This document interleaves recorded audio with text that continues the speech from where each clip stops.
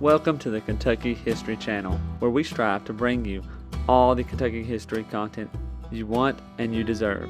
Kentucky is a part of all of us, and we plan on covering all the history we can, from Pike County to Fulton County, from Louisville to Harlan. Here on our YouTube channel, you can find many videos dedicated to different events, people, governors, and places in Kentucky. There's something for everybody.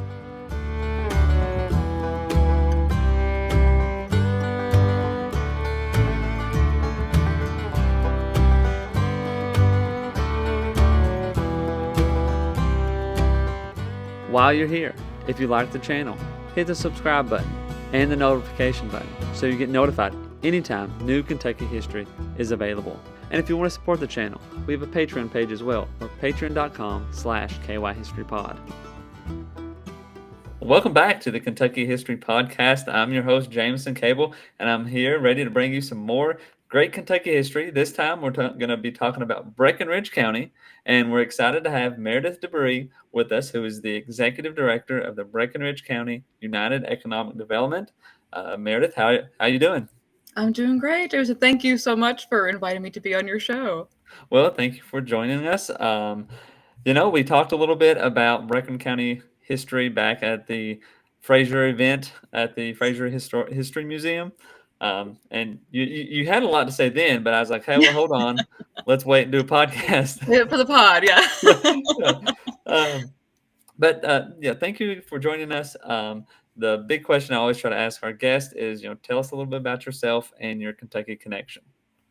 So I'm currently the executive director of our local economic development office, which is a real honor to get to work and serve in this community. I am originally from Breckinridge County, born and raised here, and lived here all of my life aside from college. So this is home, and it's, going back on my mom's side in particular, my family's been here since basically it was settled. So the roots run really deep. When I was kind of refreshing my memory for our talk today, looking back through some books, I was like, oh, there's my great whatever that settled this area. And so I'm very blessed to get to still live and work here where I have so much history. That's, my history, not just the history of the community. Yeah, well, that's a great connection. And that's that's the people we want to get on the podcast here to talk about these each individual counties, is people who've been there, who've, like you said, it is your history. And that really just, connects us and ties it, makes it more important, I guess, and all that. So let's kind of get into it a little bit. I'll give some of those basic facts that, anybody could just probably Wikipedia and find out. But Breckinridge County is the county seat's Hardinsburg. It's right there. Well, I'll just ask you, what do you all define it as? Western Kentucky? I'd generally say like north central. Okay. Leaning into Western. We are in the central time zone, so that if that's the marker for Western, we'll take it. But I think we're kind of in a bit of a fluid space between, we're between Owensboro and E-Town, almost exactly 45 minutes either way, and in our own little bubble. But we're conveniently located. We like to say an hour from everything. So it's we are the 6th largest county in the state, and are still a very rural, beautiful farming community, kind of situated between the Ohio River on the north and Rough River Lake to the south. Water on all sides. Oh yeah. Well, and I was going to say too, surrounded by Grayson, Hardin, Ohio, and Hancock, right? And you got Meade, right? Now and then you got another county from Indiana, which we won't worry about. And the Ohio, right? The Ohio River comes up there. And you mentioned that it was one of the larger counties in the state geographically. Yes. Do you know right off population wise where you kind of falling? We're just over 20,000 people. Okay, so probably middle of the pack. Our size, a little lower on the population scale, but I think that that's really lovely because again, we still have this wonderful farming community. The natural beauty of the area is still really protected. Our population as a county is actually similar to what it was in the late 1800s. We have had some kind of swings in that throughout the years, but we haven't had a lot of population growth through many years. Well, and that's pretty common with a lot of Mhm. Kentucky um, counties. Some kind of boom out a little more than others, and that's okay. It's all right. It makes Kentucky nice and unique, or those specific counties, I guess. Um, Now it's named after John Breckinridge. I don't know if I Yes. said that, and it was Mhm. founded in 1799. So one Yes. of the older counties. I don't know right off the top of my head, but like that's probably the first 20, 30 counties or so. We are one of the first 10, I think, that was formerly settled because the Hardin family that settled Hmm. Hardin County also settled Breckinridge County. Wild Bill Hardin was the gentleman's name. He was a relative of John Hardin that settled Hardin County Hmm. and came down the river from exploring near Louisville and came down a creek that comes off the Ohio called Sinking Creek, which is so called because it, after some ways, sinks into the ground and reappears further out in the county, and built Hardin's Fort in the Hmm. 1780s, where is now Hardensburg. There you go. Yeah. Now before, and we'll get back to this, but let's Mhm. let's even jump a little further or farther back in Yes. time. Um, native tribes, nations in the area, any burial grounds, anything like that. What was or who was in Hardinsburg Yeah. or uh, I don't know that we know exactly who. We're very mhm, aware they were here.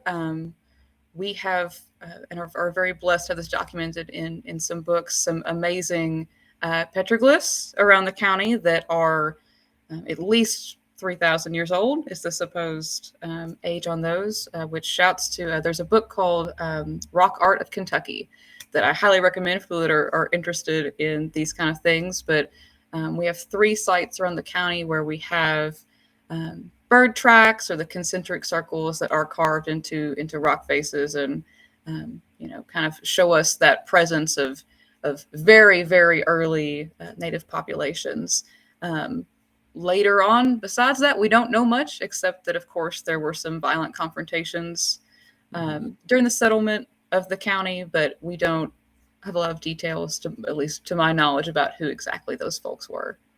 Yeah, yeah, and just thinking, um, I guess historically, probably Shawnee, um, Yuchi, those kind of Mhm. typical tribes that you hear about, especially in that time frame of the early settlers, which Mhm. brings me to the we're talking about when Hardin's or Breckinridge County was first founded or settled. You're looking at Daniel Boone, uh, James Harrod, which is 74, 75 ish, and then Benjamin Logan 75. You know, this is only 4 years after that. This is Mhm. pretty early. Um, Yes, yeah. This um, very rugged terrain. Nothing else was here at that point, yeah, just other than native populations. But yeah, yeah. And you mentioned the um, who was the name Hardin William. William. That's right, William, who came down and you might think, well, wow, this is just farther west. How are people getting farther west? But it's right on the Ohio, Mhm. so people are just slowly going to keep going west as they go, and more Yeah. people are going to start popping up these towns. Um, so when was Hardinsburg settled? So Hardinsburg was sold around the fort was built around 1780, the Hmm. early 1780s. Um, Breckinridge County is a little bit quirky. We have three incorporated cities here. Hmm. So Hardinsburg's the county seat, and was settled about that time with the fort. And of course, what's now Hardinsburg is um, on that still same site today. But just a few years later, in the 1790s, a town called Cloverport was actually settled. That's right on the Ohio. It was called Joesville at the time, and it was the larger town in Breckinridge County for much of our history. Is a shipping center. Really was the metropolis of the county for until it burned many times over. But we'll get to that part later. Okay, well, yeah. Just teasing a little bit of a Yeah. something to get to there. Well, and that's let me ask you this. Mhm. I assume that if the town is still located on where the original site was, there's no like original fort or anything. There is no fort. We know where it was, Hmm. and have some idea of like where people should be buried, and based on writings Hmm. about this tree was here, and all the cave entrances in the area, but there's no existing structures left. Now we do have some homes in town from the 1830s Hmm. and that era that are still standing. The oldest home in the community is in the Cloverport area. It's, right about 1800. But yeah, nothing of the original fort is left, unfortunately. Yeah, yeah, that'd been cool. I mean, It that's would one have thing. been Like, wonderful. I'm here in Lincoln County, and Mhm, they've been restoring or rebuilding Logan's Fort, mhm. and I mean, it's almost complete. There's just I think a few last things they need to kind of do to get it done. But it's cool just having those old buildings. I mean, it is. Yes, I love old houses, love old buildings. Very proud to live in an old house myself. Unfortunately, Breckinridge County has a long history of fires. We've had many fires. Hardensburg has burned a number of times as a Cloverport, so we do not have. We're not blessed with the inventory of old buildings that a lot of downtowns are. Hmm. Hmm. Now so you got Cloversport, Mhm. Hardensburg, and then Irvington. Is that the other Irvington, one? yes. So give us a when did it come into play? Irvington's a baby compared to Hartonsburg and Cloverport, which were settled in the 1700s. Irvington was settled in the 1880s. Yes, Oh I checked wow, the notes on so that one. it's a And good it 100 was, years younger. yeah, there were people living in the area. There were several large farms in the area, but um, Irvington proper was built as a railroad town. So as 'cause it was the Louisville something Nashville. Texas, Louisville, Oh Nashville, well. Texas, something Oh like that. okay. Yeah. That never quite made it to Texas, but as that rail line was planned to be constructed, some of the local landowners got wind of it, and they bought some land and built this town up to serve the rails that came through. And so it grew much quicker than the other towns. It was actually incorporated formally before Hardensburg was. Hardensburg was founded first and incorporated last. But it's we said by far the youngest of our three cities. Well, there you go. So we got the cities, and we can talk a bit Mhm, more about those later as well. So, and you've touched on this a little bit. Get started. Hardensburg settled. mhm. Cloverport comes in. What's the big industries? What's pushing people to come to Hardensburg and or just Breckinridge County? Yeah, by far throughout the history of the community, this has been mostly farming as the Mhm. primary industry. Um, Later, I think there was some whiskey involved, but that's a few years Where's later there down the not? road. Yeah. But very agricultural community. We don't have a ton, or I don't have a ton of records from the settlement to the Civil War period.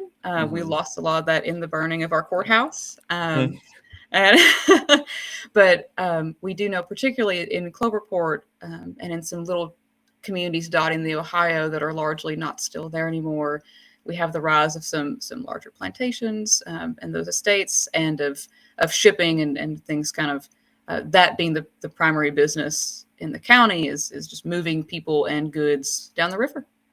Yeah, well, that's very a lot of those things are typical to Kentucky. A burnt Yes. courthouse, no records, Yep. farming, and whiskey. Those are all. Yes. Oh yeah, yeah. That's we're that classic Scots Irish heritage. We gotta all keep the whiskey. So, so let's jump on. I mean, unless there's any other events you can think of in between, you know, settlement, Civil War.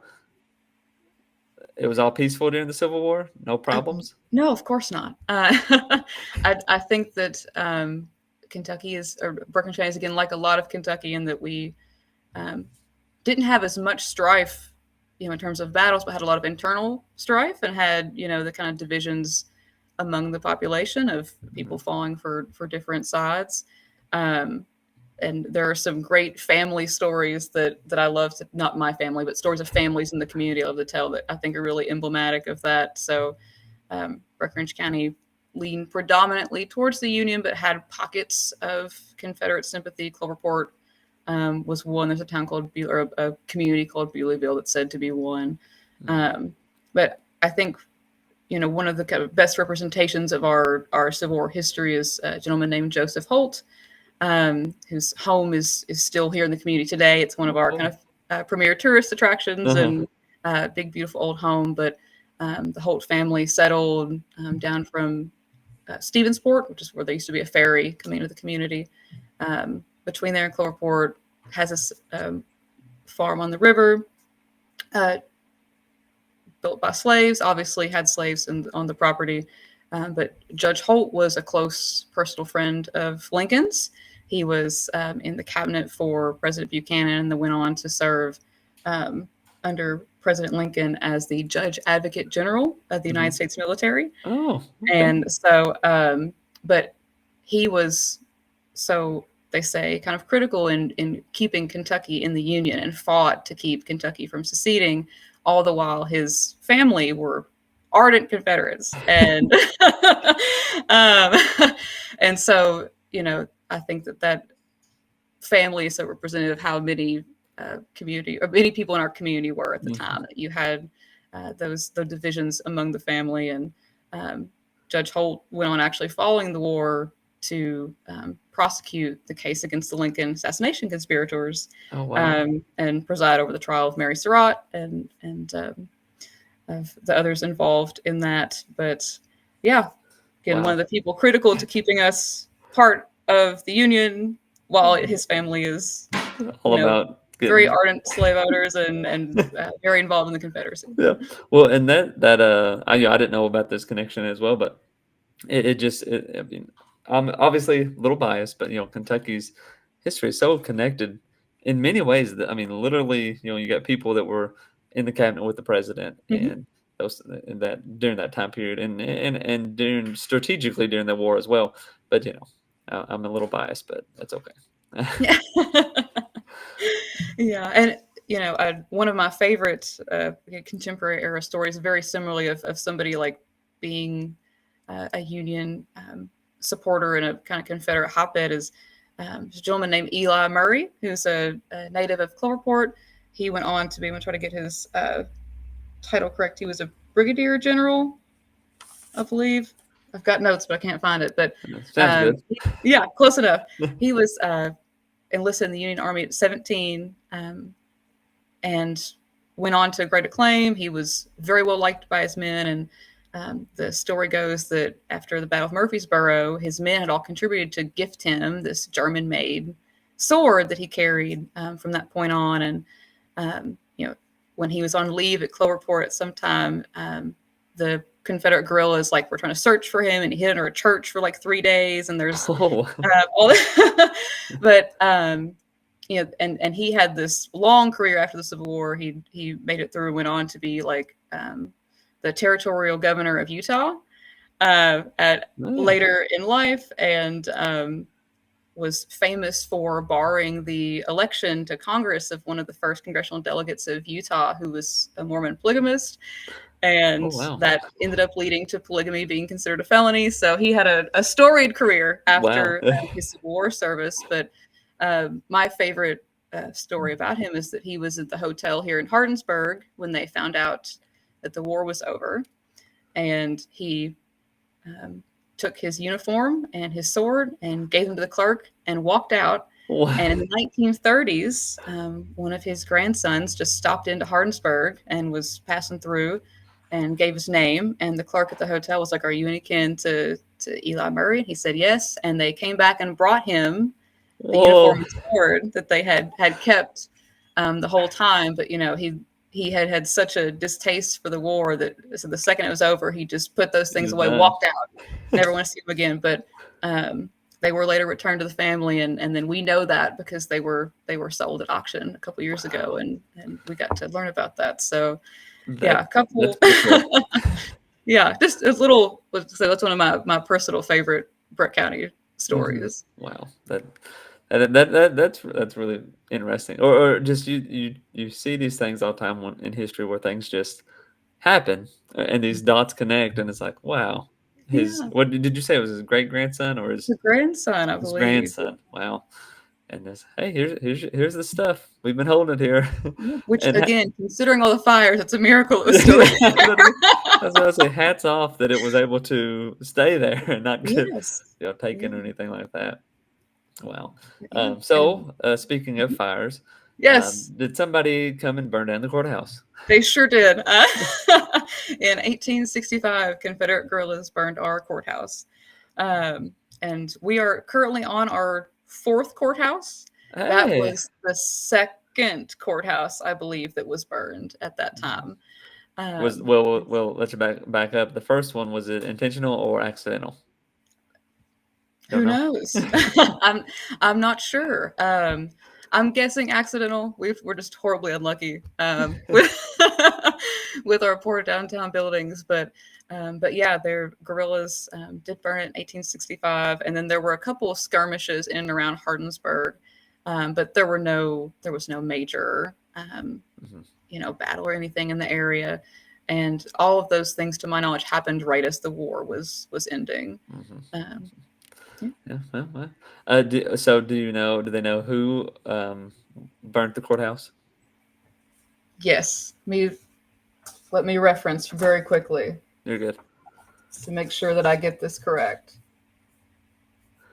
Uh, That would be George McCarroll, okay. and there was some involvement with Sue Monday. Yeah. Yeah. Sue Monday, yeah, that Yes, was one of the ones I was going to bring up. So Sue yes. Monday had a That's the one very I had in big, my brain, but I was like, there's something else there that I was worried I was going to forget. Yeah. yeah, um, yeah. So Sue Monday has a big connection to Breckinridge County, correct? Yeah. Yeah. I don't Oh, know a ton about that other than the burning of the courthouse okay. piece, Well, but I do. uh, oh, say if you do fill in, please, because um, that's not my expertise. well, so when we've done a few episodes on Sue Monday and Oh, okay. all that, and Sue Monday isn't real. Did you know that? I assume that that's an alias. Yes, it's yeah. So the writer, one of the writers of the Louisville Journal, which would become the Courier Journal, um, George Prentice created the persona of Sue Monday, who was a female Confederate guerrilla that was terrorizing Kentucky.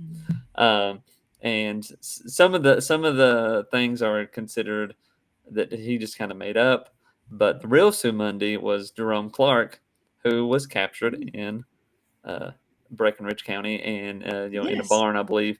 Um, I do remember this. Yeah. yeah, yeah. And Yes. he claimed to be the real Sue Monday, which technically, I guess there wasn't a real Sue Monday. Claim to be. Yes. Yeah. And there were other people who there was another person who claimed to be the real Sue Monday as well, but really it was just a creation of George Yeah, they Prentice. captured him, and he later executed in Louisville. Is that Yep, correct? yep, Yes. yep, Okay. Yeah. yep. Yeah. So Um, anyway, pretty crazy, pretty good well, connection. yeah. Um, we would like to have our courthouse back, sir. No. Yeah, I know. Yeah, yeah. All the documents would be great.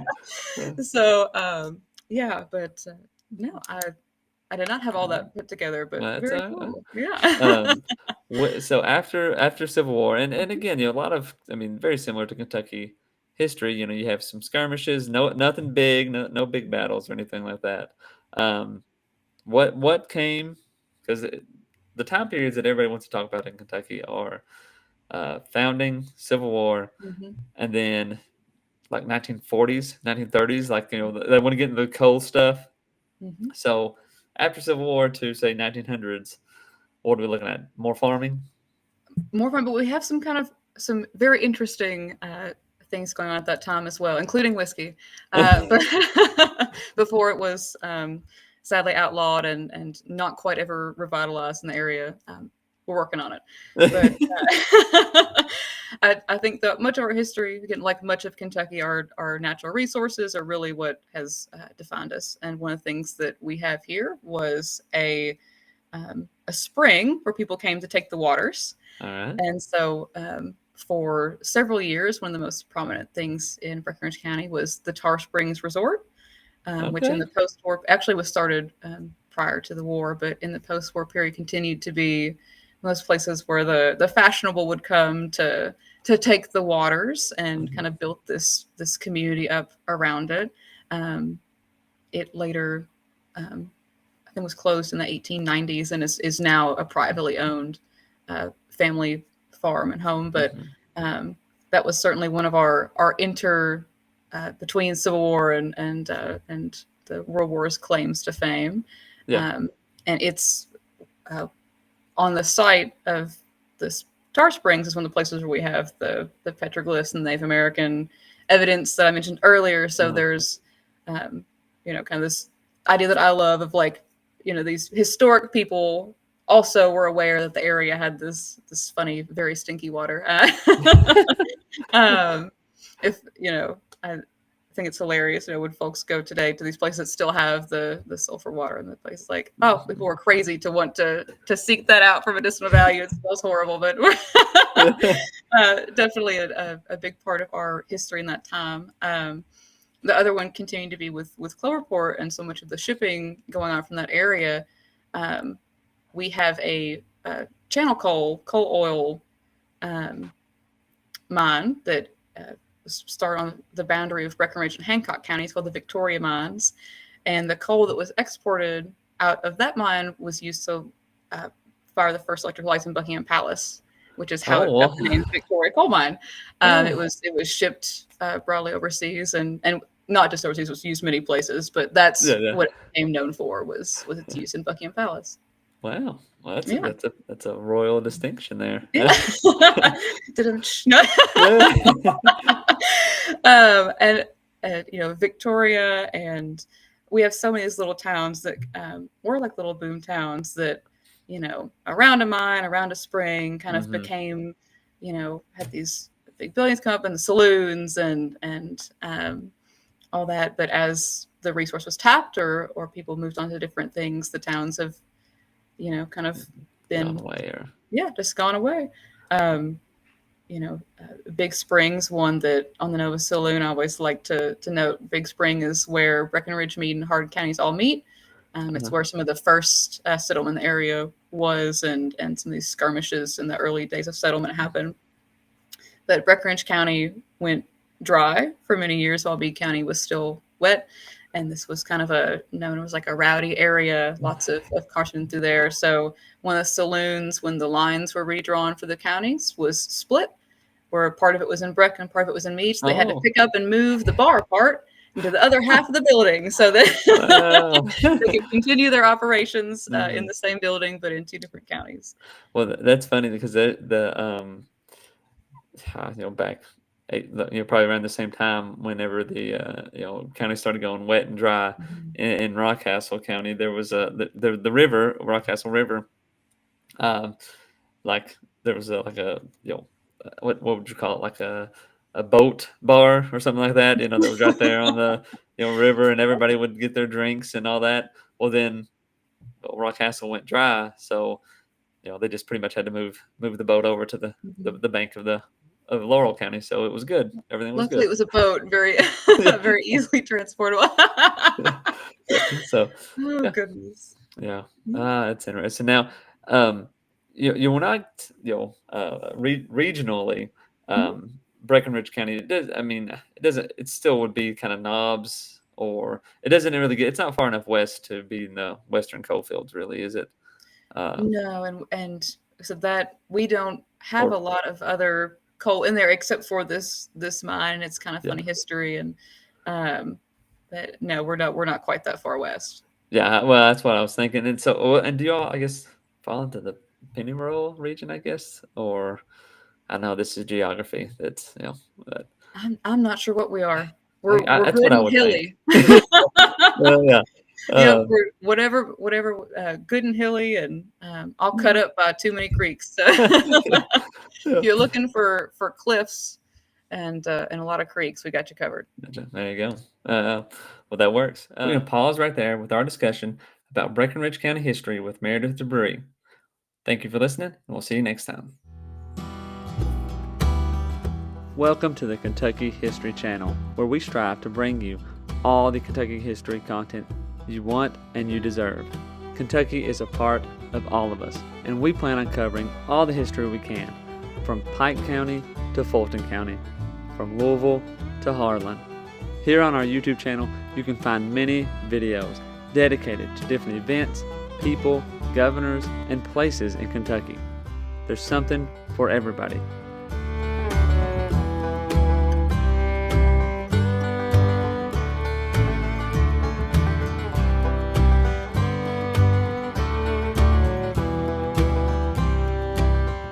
While you're here, if you like the channel, hit the subscribe button and the notification button so you get notified anytime new Kentucky history is available. And if you want to support the channel, we have a Patreon page as well, or patreon.com/kyhistorypod. You've probably heard about Daniel Boone, but what about the rest of the frontiersmen who came to Kentucky and settled? That's what we want to bring to the Kentucky History Channel. The stories of the untold, the stories of those forgotten. One thing to expect on our channel is great Kentucky content. Some stories that you've never heard of. The Night Riders, who began in western Kentucky. Bloody Monday, the riots in Louisville.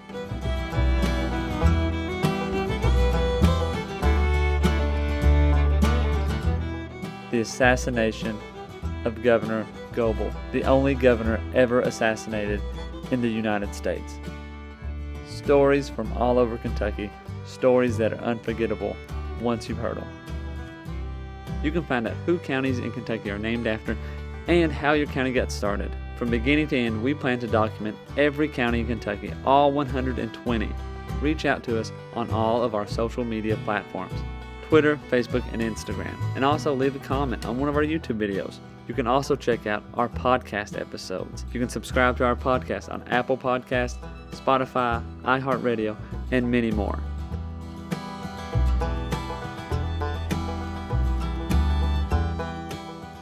We're always seeking to find more Kentucky history so we can bring it to you. The viewers, the listeners, we want all the stories and all the events from Kentucky's great history to be told and shared everywhere.